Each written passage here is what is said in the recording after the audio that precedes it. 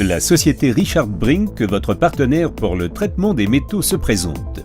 Bordure de plate-bande pour les parterres de gravier.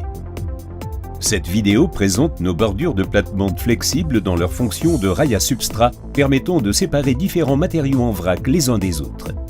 En effet, ils ne font pas uniquement office de séparation quasiment invisible entre la pelouse et les plates-bandes, mais également d'éléments design original pour les plates-bandes décoratives et d'exposition. Les rails sont mis en avant en tant qu'éléments décoratifs dont la brillance accentue les contours. Dans le dernier film de présentation de produits, les bordures de plate-bande flexibles ont pu être directement installées dans le jardin grâce au rayon important des plates-bandes. Pour les petits segments de ce parterre décoratif, la fabrication doit être réalisée au préalable. Les bordures de plate-bande flexibles se plient très facilement. Il suffit de les rouler sur le sol pour leur donner la forme voulue, comme montré ici. Le fait de courber le rail de 3 mètres facilite ensuite la création de courbures plus fortes, le matériau présentant déjà une forme d'arc. Après le marquage et le découpage à l'aide d'une meuleuse flex, les différents segments peuvent, si nécessaire, être courbés davantage et assemblés ensuite. Les bordures de plate-bande de 3 mètres de long sont dotées de façon standard d'un trou à chaque extrémité correspondant aux séries de trous des raccords. Non découpées, les bordures peuvent ainsi être facilement rallongées par des raccords à vis.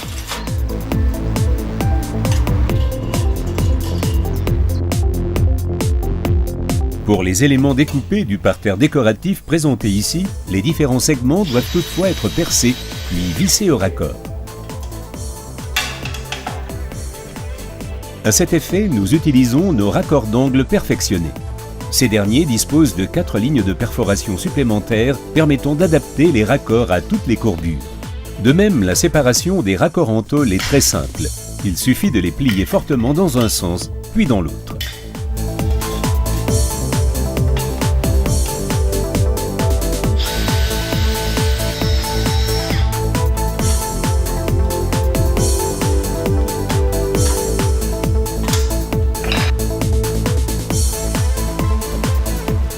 La première étape au jardin est de bien préparer le sol. Il doit être aussi plan que possible avant de disposer les patrons lors de la deuxième étape.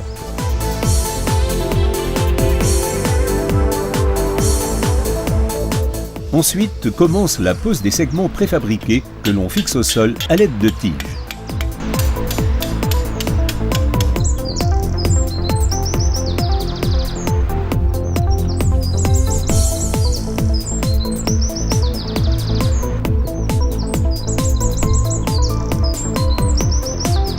Les segments les plus importants du projet, tels que les contours extérieurs des hirondelles et les bordures des plates-bandes décoratives, sont posés dans un deuxième temps.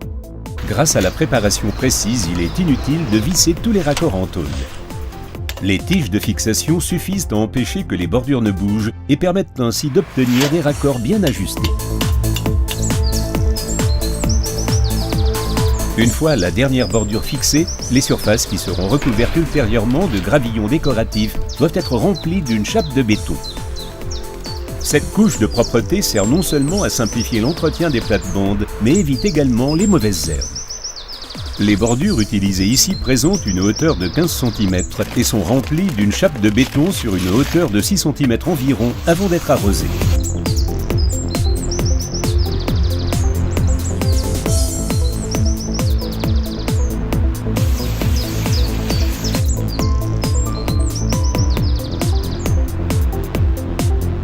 Une fois le béton durci, il est temps de passer à la dernière étape, le remplissage des plates-bandes avec du gravier. Le commerce propose une multitude de variétés de graviers décoratifs, séduisants par leur couleur naturelle sans être trop accentués. Pour notre parterre, nous avons choisi des graviers de couleurs contrastées dans les tons de jaune, rose et gris-bleu.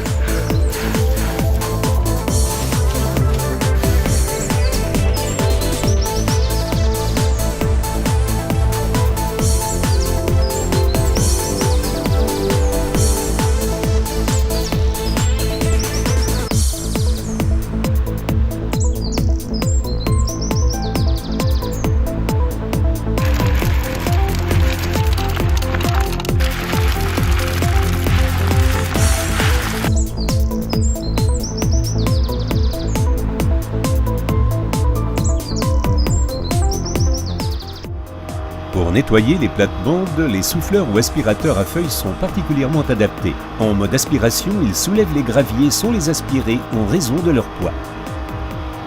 Ainsi, même les petites feuilles et les saletés entre les graviers sont facilement éliminées. Par conséquent, il est préférable d'opter pour une taille de gravier pas trop petite. Pour le parterre de gravier présenté, nous avons utilisé des graviers de 8 à 16 mm. Ainsi, les plates-bandes décoratives à surface de gravier sont non seulement faciles à entretenir, mais contribuent également de façon indéniable à l'esthétique du jardin. Même lors des saisons froides et humides, la composition de gravier dans des teintes différentes fait ressortir la gaieté des couleurs, les plates-bandes paraissant être en fleurs.